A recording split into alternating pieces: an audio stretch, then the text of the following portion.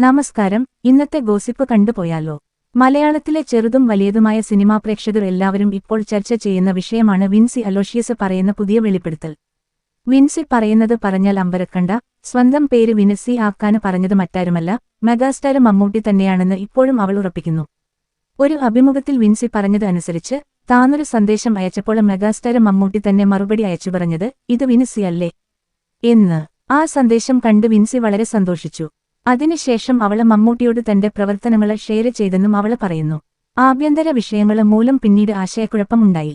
മമ്മൂട്ടി വീണ്ടും മെസ്സേജ് അയച്ചപ്പോൾ ഞാൻ പേമാറ്റാന് പറഞ്ഞു തന്നെയാണോ എന്നായിരുന്നു ചോദ്യം. വിൻസി അത് സ്ക്രീൻഷോട്ട് എടുത്ത് ജോർജേട്ടനോട് കാണിച്ചപ്പോൾ തന്നെ നമ്പര് മെഗാസ്റ്റാർ മമ്മൂട്ടിയുടേതാണെന്ന് ഉറപ്പാക്കിയതായും അവള് പറയുന്നു. ഡിസാപ്പിയറിംഗ് മെസ്സേജ് കാരണം മമ്മൂട്ടി ഓർമ്മക്കെട്ട് പോയി എന്നു പറയുന്ന വിൻസി അതിനുള്ള തെളിവ് മൊബൈലില് കരുതുന്നുണ്ടെന്നും പറയുന്നു.